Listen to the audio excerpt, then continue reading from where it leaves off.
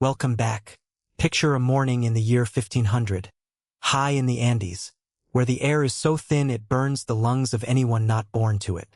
Mist clings to a saddle of rock between two mountain peaks, nearly 8,000 feet above sea level. And as the sun breaks over the eastern ridge, it does something extraordinary. It slides through a carved stone window and lands, precisely on a flat granite altar, as it has every June for longer than anyone standing there can remember. Farmers are already awake, terracing their way up slopes so steep they seem to defy the idea of agriculture altogether. Somewhere below, the Urubamba River roars through its canyon, wrapping three sides of the mountain in a ribbon of white water. Priests move through stone plazas still damp with dew. None of them know it yet, but they are living inside what will one day be called one of the most astonishing feats of engineering on Earth. A city so cleverly hidden that the very people who will eventually conquer their empire will never find it. Using AI reconstruction, archaeological data, and historic artwork, we're going to walk through this place as it was, stone by stone, ritual by ritual, before it was ever called a ruin. And by the end, you'll see exactly how these same terraces, temples, and stairways look today, still standing after more than 5 centuries. To understand this place, you have to go back further, to a time before it was anything special at all. Long before Inca stonemasons arrived, this stretch of the eastern Andes was home to scattered communities who left behind pottery, agricultural terraces, and burial sites, evidence of people who understood these mountains long before empire ever touched them. The region sat along natural corridors connecting the high Andean plateau to the lush, humid lowlands of the Amazon basin, a transition zone rich in resources unavailable at higher altitudes. Coca leaves, tropical fruits, timber, and feathers from birds that never ventured into the cold peaks above. Early trade networks threaded through these valleys, carrying goods between climate zones separated by only a few miles but by thousands of feet in elevation. The Inca, whose empire was still consolidating its power across the 15th century, saw something in this particular ridge that others had not. A defensible position, a source of fresh water from natural springs, and a spot where the mountains themselves seemed to align with the movements of the sun. The people who first cleared this land for terraces had no concept of the empire that would eventually rise from their labor, and certainly no idea that their humble mountainside would one day be spoken of in the same breath as the pyramids of Egypt. By the height of its use, believed by most historians to be sometime around 1450 to 1460 under the Inca ruler Pachacuti, the site had become something close to miraculous.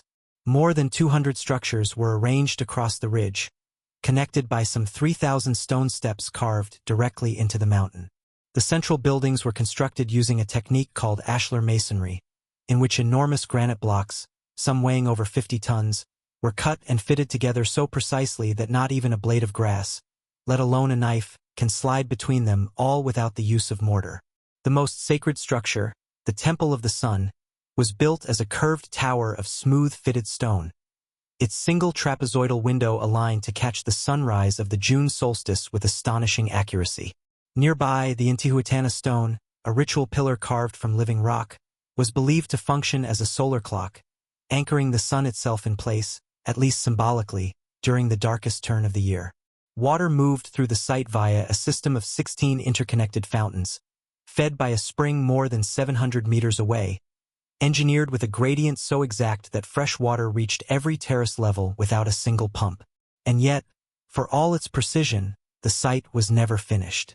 Archaeologists have found unquarried stone blocks abandoned mid-transport, terraces left incomplete, and construction techniques that shifted mid-project. Evidence that even in its final years, this was a living worksite, not a monument frozen in perfection. Masons were still shaping stone, farmers were still building new terraces up the slope, and priests were still adjusting rituals to a temple that was, in some corners, quite literally unfinished. At the spiritual and civic heart of the site stood a cluster of temples and open plazas where the different layers of Inca belief converged. The Temple of the Three Windows opened onto the central plaza, its trio of trapezoidal openings believed to represent the 3 levels of Inca cosmology: the world above, the world of the living, and the underworld. Priests conducted ceremonies tied to agricultural cycles, offering chicha, a fermented corn beverage, and sometimes llamas to honor Inti, the sun god, and Pachamama, the earth mother, whose favor determined whether crops would survive the thin mountain air. Nearby, a building historians call the priest's house or the sacristy shows two distinct masonry styles side by side, suggesting the structure was modified over time. Layers of craftsmanship stacked atop one another the way inscriptions pile up on an old church wall. Civic and religious authority were not separated the way we might expect today. The same elite who governed daily affairs also oversaw ritual life, and decisions about planting, harvest, and even architecture were often made with religious timing in mind. Tied to the movements of stars, the Inca tracked with remarkable precision. Beyond the temples, ordinary life filled the terraces and lower plazas with noise, motion, and labor. Estimates suggest the site supported a permanent population of somewhere between 300 and 1,000 people, a number that could swell during religious festivals or the dry season when travel through the mountains became easier. Most residents were farmers, tending more than 40 terraces that produced maize, potatoes, and other Andean staples. Their crops protected from erosion by ingenious drainage layers of gravel and crushed stone hidden beneath the soil. Others were stonemasons, weavers, or attendants serving the religious elite who resided there part of the year.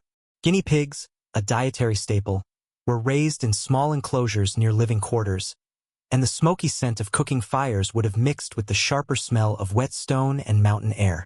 Textiles were dyed in vivid reds, yellows, and deep indigos using natural pigments from plants and insects, and woven cloth was so valuable in Inca society that it often functioned as a form of currency and status. Unlike some ancient cities, there is little evidence of written language here in the form we recognize. Instead, the Inca kept records using quipu, intricate systems of knotted, colored cords, meaning that much of daily administrative life unfolded through a language of knots that modern scholars are still working to fully decode. Set apart from the main residential terraces, on the site's western edge, stands what many now call the Sacred Plaza, a space historians believe functioned as the settlement's version of a gathering ground for both spectacle and civic pride, hosting festivals tied to the agricultural calendar that would have drawn residents from surrounding terraces and possibly visitors from other Inca settlements along the trail network. Processions moved through here during solstice celebrations, accompanied by music from panpipes and drums, and it's believed ritual games and offerings played out across its open stone floor. Though it lacks the scale of a Roman amphitheater, this plaza served a remarkably similar social function, a place where an entire community could gather, be seen, and feel itself as one people bound by shared belief. Its worn stone floor a quiet witness to celebrations that modern visitors can only imagine. On the highest, most dramatic terrace of the complex sits what archaeologists now call the royal estate or the residence associated with Pachacuti himself, a private complex separated from the rest of the site by its own dedicated staircase and even its own bathing chamber, fed by a private branch of the spring system. Its walls, built from the finest cut stone on the mountain, would have been adorned with woven textiles and possibly metal ornamentation, and its position afforded uninterrupted views across the entire valley, a visual reminder of status available to almost no one else living there. This was a place of comfort at extraordinary height, a retreat built for an emperor who could summon fresh water, prepared food, and sweeping mountain views without ever leaving his private terrace. And yet, whatever unfolded here in the following century would spare neither the ruler's descendants nor the humblest terrace farmer below. History, it turns out, does not check the guest list before it arrives. The turning point did not come as fire or flood, as it did for so many ancient places. It came as silence, spreading north from the coast. In 1532, Spanish conquistadors under Francisco Pizarro captured the Inca emperor Atahualpa, and within a matter of years the empire that had built this mountain sanctuary began to collapse under a combination of warfare, political fracture, and epidemic disease introduced from Europe, to which the Andean population had no immunity. Smallpox is believed to have moved ahead of the Spanish themselves in some regions, spreading along the very trade routes that had once carried coca leaves and cloth. By some estimates, disease alone reduced Andean populations by more than half within a generation. As the Inca state fractured into resistance movements and civil war between rival claimants to the throne, the resources needed to maintain a remote ceremonial estate evaporated. There was no single dramatic siege here, no burning of temples that historians can point to. Instead, evidence suggests a slower unraveling. Fewer offerings, fewer repairs, terraces left fallow, until at some point, Likely by the 1570s, the site was abandoned entirely, its population dispersed into the surrounding valleys or absorbed into the chaos unfolding across the collapsing empire. For nearly 3.5 centuries afterward, the mountain kept its secret. Vines and cloud forest crept back over the terraces, roots working their way between stones that had once been fitted with such precision, until entire structures were swallowed beneath a green canopy visible from no direction except directly overhead. Occasional local farming families in the valley below knew fragments of the site existed, and a handful of explorers and treasure hunters passed near it over the centuries, but none grasped what lay hidden in the cloud forest above them. The empire that built it was gone, its language suppressed, its records limited to knotted cords few could still read, and the mountain city slipped almost entirely out of memory, becoming little more than local rumor. That changed in July of 1911, when American historian Hiram Bingham, guided by a local farmer named Melchior Arteaga, climbed the ridge searching for a different lost city entirely. What he found instead, half buried in vegetation, stunned him. Intact stone walls, temples, and terraces on a scale he had not expected, remarkably preserved by the very isolation that had hidden them. Because the site had never been looted by colonial treasure hunters the way so many other Inca settlements had, archaeologists later found ceramics, tools, and even human remains still largely undisturbed, offering an unusually intact window into Inca life.